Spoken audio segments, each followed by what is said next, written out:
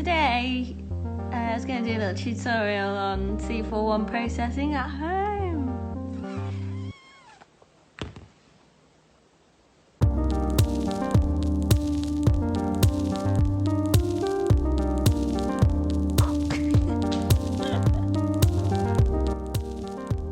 You're going to need chemicals, containers, a pair of jugs, a Patterson tank, scissors, thermometer, waterproof, film.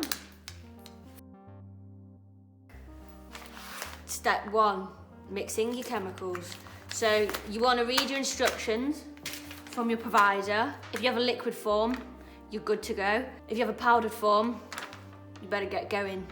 Real life footage of me about to mix my chemicals. I'm going to start off with my developer. So it's giving me a temperature of 110 Fahrenheit to mix this into 800 ml. So I've got my jug, got my chemical, and I've got my bottle which it's going in. So let's go do it.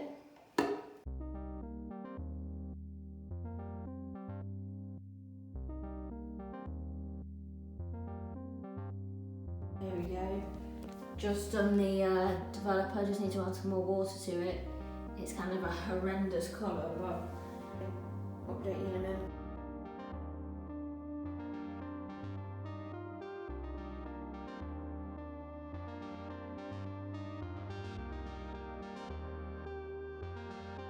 Okay, I'm doing the Blix and I've just added part A and it really stinks, like definitely need gloves on.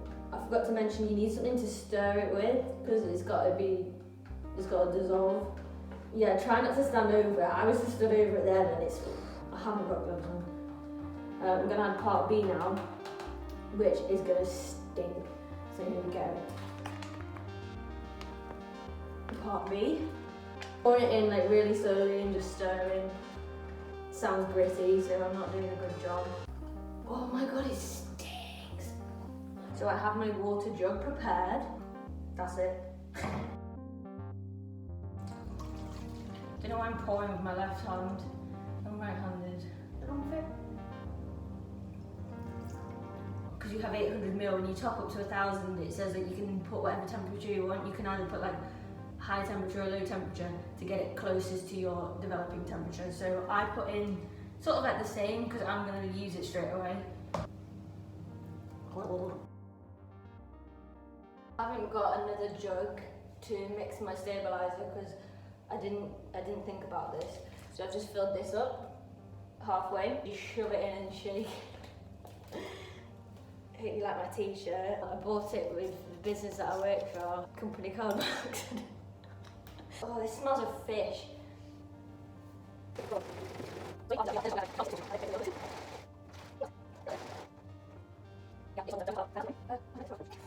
said 1,000 millilitres. This jug hasn't got lines on. That's over 1,000, never mind. Right, so that's my stabilizer. So I'm gonna loading film into your Patterson tank. A pair of scissors and your film in the dark. I rip my film open like so. Bring out the leader of your film. Chop that off. He's there, and it goes straight onto this. So what you want to do is you want to find these two lumps, which is harder said than done in the dark. So basically it goes through and then you push it about 1 inch in and then these are two little balls attached to it and then, oh my god. Oh my god, this is... Push inwards. And then you'll hear it. There you go. When you roll on, it's just a backwards and forwards motion. Keep your thumbs over this because the times that I've rolled it on and it's just come loose and it's been like this and it's just not been doing anything, that is the most frustrating when you're in the dark. And then when you get to the end, when it's snagged, you cut off the film on its little leader there. Yeah. Whack it in here and make sure it's closed properly. Oh, it's not closed properly. Oh well. Just loaded my film. As you can see, not a very dark bathroom, so I have done it in a changing bag, which is down here. It's not a changing bag, it's a black rucksack, a really big black rucksack, which I put my arms in and all my stuff, and then I put like a towel over me and the bag, sit against the wall so the towel's like trapped at the back so no light can get in, and then just do it all. It's a bit chaotic, to be honest, so I would recommend just getting a dark room. I just realised that I'm not going to be able to film me doing this because I use my phone as a timer. You'll just have to take my word on it, I guess. Rinsing your film. You're going to need to get your water at the correct temperature, which is usually the same as your developing process. It's 102 Fahrenheit. So I get my water to the correct temperature in the dark. My film, ask Siri to start a timer for 1 minute. I pour my water in, I inversion about 4 times, about 10 seconds, and then I just leave it for the remainder of the minute. It goes down the sink. Developer. This step takes 3.5 minutes. Upon entry, you want to inversion for 10 seconds, like so. After every 30 seconds, it needs 4 inversions. So 1, 2, 3, 4. Once done, you need to get it back in your bottle. The Blix. This step takes 6.5 minutes. Same again, first 10 seconds, continuous, and then every 30 seconds thereafter. And then once you're done, you want to get it back in there, no cross-contamination with anything. Cool. You want to rinse your film with some water. Not just any water, your water needs to be the same temperature as the previous 2 steps, and you want to do it for 3 minutes or 7 swills. I do 7 swills, to be honest, because I don't have a way of getting a constant flow of water at the right temperature, so I use a little water jug.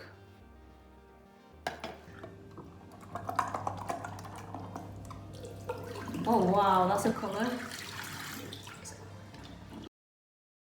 If you have a stabiliser, that is the stabilising step. This doesn't need a temperature, room temperature is fine, goes in for 30 seconds to 1 minute. You want to agitate for the first 15 and then leave it and then get it back in your jug. Anyway, last step, time to take it out. So I think that went horrendously. I just completely got it wrong. Like, I think I was like 10 degrees out and it was in the This is a moment of truth.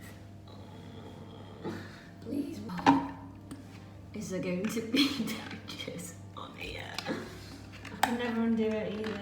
Can't get it off. I can't get the lid off. Okay. Oh, I feel sick. Okay, there's photos. If you leave it in the developer for like a longer period of time, you can like push and pull it.